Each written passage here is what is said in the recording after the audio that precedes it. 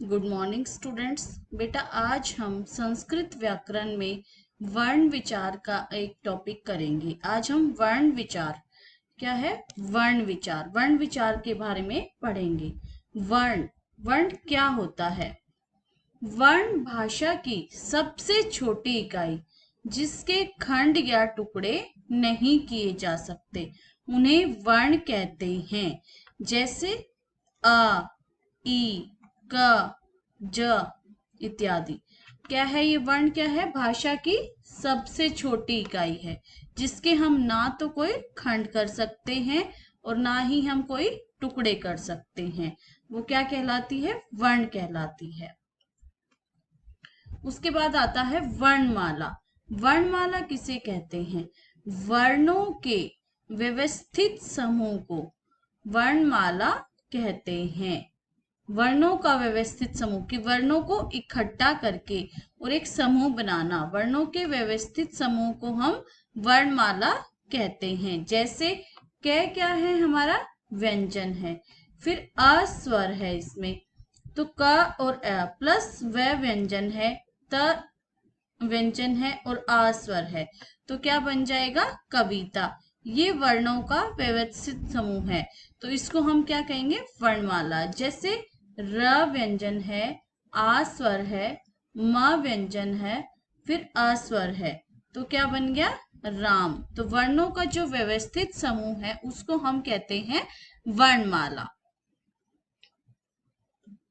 उसके बाद संस्कृत वर्णमाला।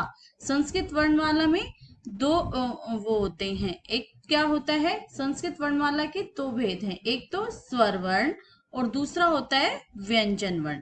स्वर जो हमारे होते हैं वो क्या होते हैं? 13 स्वर होते हैं, उनको हम क्या बोलते हैं? अच भी बोलते हैं। और व्यंजन व्यंजन हमारे कितने होते हैं? 33। उनको हम हल बोलते हैं। हल का मतलब हलंत, क्योंकि व्यंजन पूर्ण रूप से स्वतंत्र नहीं होता। अब स्वर क्या होते हैं और व्यंजन क्या होते हैं इसके बारे में हम पढ़ेंगे। स्वर स्वर वर्ण क्या होता है? स्वर वर्ण वे होते हैं वे स्वतंत्र वर्ण जिनके उच्चारण में अन्य वर्ण की सहायता न लेनी पड़े, उन्हें स्वर वर्ण कहते हैं। उन्हें क्या कहते हैं? स्वर वर्ण। अर्थात ये मूल रूप से स्वतंत्र होते हैं, ये अपने आप में ही स्वतंत्र होते हैं। जैसे आ, ई, उ, री, ए, आई, ओ, औ। तो ये क्या होते हैं? हमारे सारे स्वर वर्ण होते हैं जिनको बोलने में हमें किसी अन्य स्वर की सहायता नहीं लेनी पड़ती। उसके बाद आते हैं हमारे व्यंजन वर्ण। व्यंजन वर्ण क्या होते हैं? ऐसा वर्ण जिनका उच्चारण स्वर वर्णों की सहायता से किया जाता है, क्योंकि व्यंजन क्या होते हैं? मूल रूप से हलंत होते हैं, तो उनको स्वरों की सहायता से बोला जाता है, तो उन्हें हम क्या कहते हैं? व्यंजन वर्ण। व्यंजन कहते हैं जिनको हम स्वरों की सहायता से बोलते हैं, अर्थात जिनका उच्चारण करने में स्वरों की सहायता लेनी पड़े उसे क्या कहते हैं? व्यंजन। जैसे क व्यंजन है हमारा, तो क क्या है? हलंत है। अगर हम इसमें अ स्वर मिलाएंगे तो ये पूर्ण व्यंजन बन जाता है क। ऐसे ही च क्या है? हमारा हलंत है। इसमें अगर हम अ स्वर मिलाएंगे तो ये पूर्ण व्यंजन च बनेगा। प क्या है? हमारा हलंत है। इसमें हमने अ स्वर मिलाया तो ये प क्या बन गया? पूर्ण व्यंजन।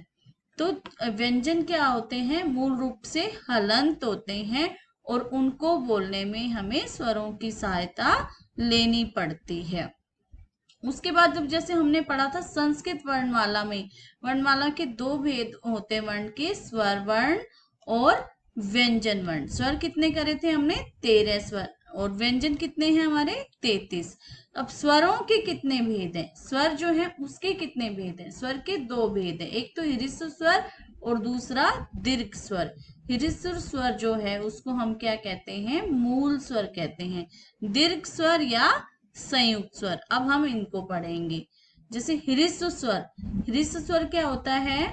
ह्रस्व स्वर होता है यह स्वर अपने आप में ही परिपूर्ण है। यानी कि इसको बोलने में किसी की सहायता नहीं लेनी पड़ती और ना ही किसी मात्रा का प्रयोग होता है। इसके निर्माण में किसी दूसरे अक्षरों की सहायता नहीं पड़ती।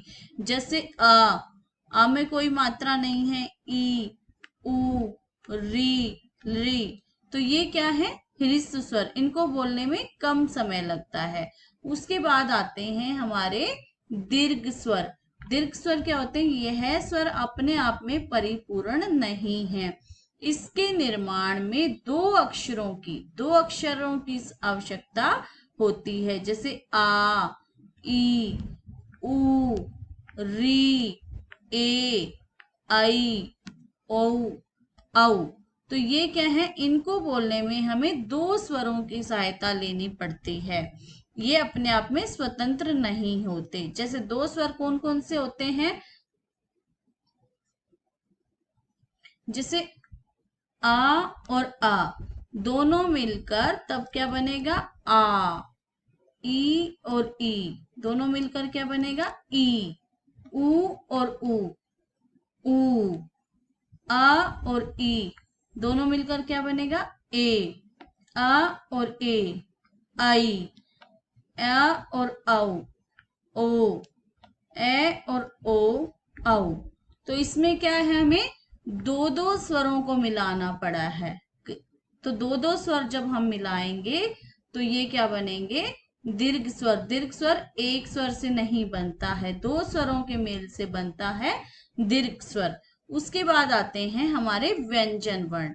व्यंजन वर्ण में क्या है, व्यंजन भी हमारे क्या होते हैं, व्यंजन भी तीन प्रकार के होते हैं। व्यंजन के कितने भेद हैं, तीन। एक तो क्या है, स्पर्श व्यंजन, दूसरा अंतस्थ व्यंजन और तीसरा है ऊष्म व्यंजन। अब व्यंजन हमारे कितने हैं, हमारे 33 व्यंजन है। तो जैसे व्यंजन को तीन भागों में बांटा गया। पहला किसमें है, स्पर्श व्यंजन। स्पर्श व्यंजन कौन से हैं हमारे, जो जैसे क, ख, ग, घ, ड़, च, छ, ज, झ, घ, ट, ठ, ड, ढ, न, त, थ, द, ध, न, प, फ, ब, भ, म। तो जो क से लेके म तक जो हमारे व्यंजन है वो क्या है, स्पर्श व्यंजन। और ये संख्या में कितने होते हैं, 25। कितने होते हैं संख्या में, 25। उसके बाद सेकंड नंबर पे आते हैं हमारे अंतस्थ व्यंजन। ये संख्या में कितने होते हैं, 4। तो जैसे य, र, ल, व, ये क्या है, अंतस्थ व्यंजन। और ये क्या कितने होते हैं, 4। उसके बाद थर्ड नंबर पे आते हैं हमारे ऊष्म व्यंजन। ऊष्म व्यंजन भी कितने होते हैं, 4। जैसे श, स, ह, तो ये भी कितने होते हैं, 4। तो जैसे क से लेके ह तक जो होते हैं हमारे व्यंजन 33 होते हैं। जैसे 25 व्यंजन ये हो गए, 4 अंतस्थ और 4 ऊष्म। तो ये कितने हो गए हमारे, टोटल 33 व्यंजन हो गए। उसके अलावा एक होते हैं संयुक्ताक्षर। संयुक्ताक्षर किससे बनते हैं, जो दो व्यंजनों के मेल से बनते हैं। जैसे क्ष, त्र, ग, ये हमारे क्या है, संयुक्ताक्षर। ये दो व्यंजनों के मेल से बनते हैं। जैसे क और श दो व्यंजनों से क्या बनता है, श। त और र दो व्यंजनों से मिलके क्या बनेगा, त्र। ज और ग दोनों व्यंजनों से मिलकर क्या बनेगा हमारा, ग। ये कितने होते हैं, 3। तो ये होते हैं हमारे संयुक्ताक्षर। क्योंकि इनको संयुक्त क्यों कहा गया है, क्योंकि ये दो व्यंजनों के मेल से बनते हैं।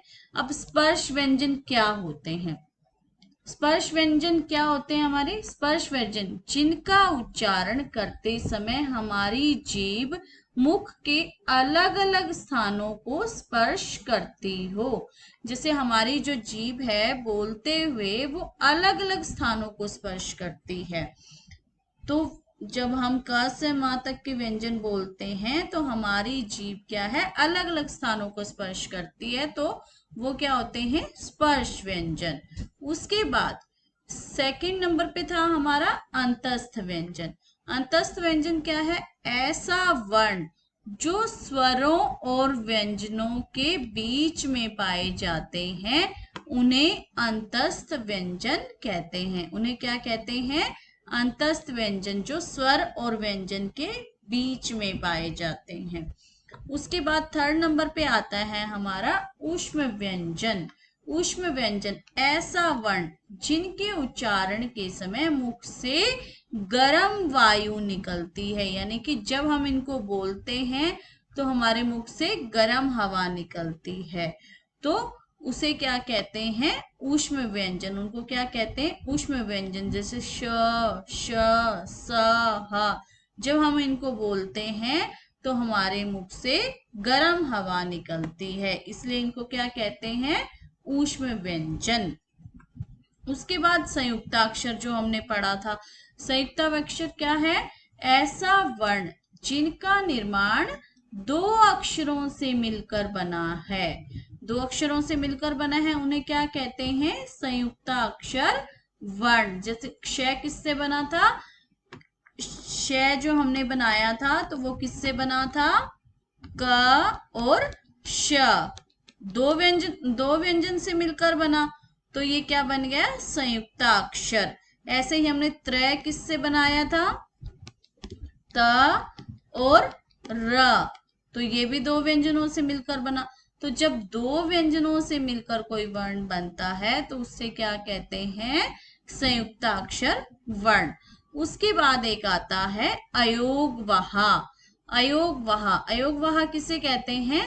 ऐसा वर्ण या चिन्ह जिनका प्रयोग वर्णमाला में नहीं है लेकिन लेखन में काम आते हैं, अर्थात जो ना स्वर हैं और ना ही व्यंजन, अयोगवहा कहते हैं उन्हें। अयोगवहा 2 होते हैं। कितने होते हैं अयोगवहा?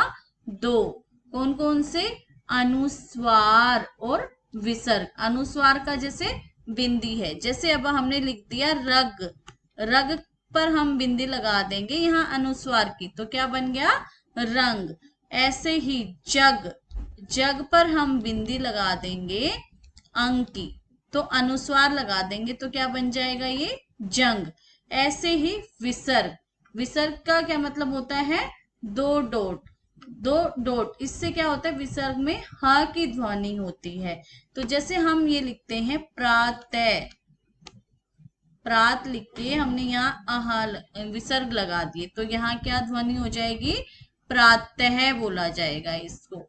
ऐसे ही हमने एक लिख दिया और उसको हम विसर्ग लगा देंगे तो क्या बन जाएगा? एक है। अश्व लिख दिया हमने, यहाँ पे अश्व का अर्थ होता है घोड़ा, तो यहाँ हमने विसर्ग लगा दिए तो क्या बन जाएगा? अश्व। तो ये होते हैं हमारे विसर्ग। तो आपको पता लग गया अनुस्वार क्या होता है और विसर्ग क्या होता है। ये हमारे किस में आते हैं? अयोगवहा में। तो ये था बेटा हमारा वर्ण विचार का टॉपिक। इसमें वर्णों का जो उच्चारण स्थान है इसके बारे में हम अगली वीडियो में पढ़ेंगे। अगर आपको मेरी यह वीडियो अच्छी लगे तो आप इसे लाइक कीजिए, शेयर कीजिए और चैनल को सब्सक्राइब कीजिए। धन्यवाद।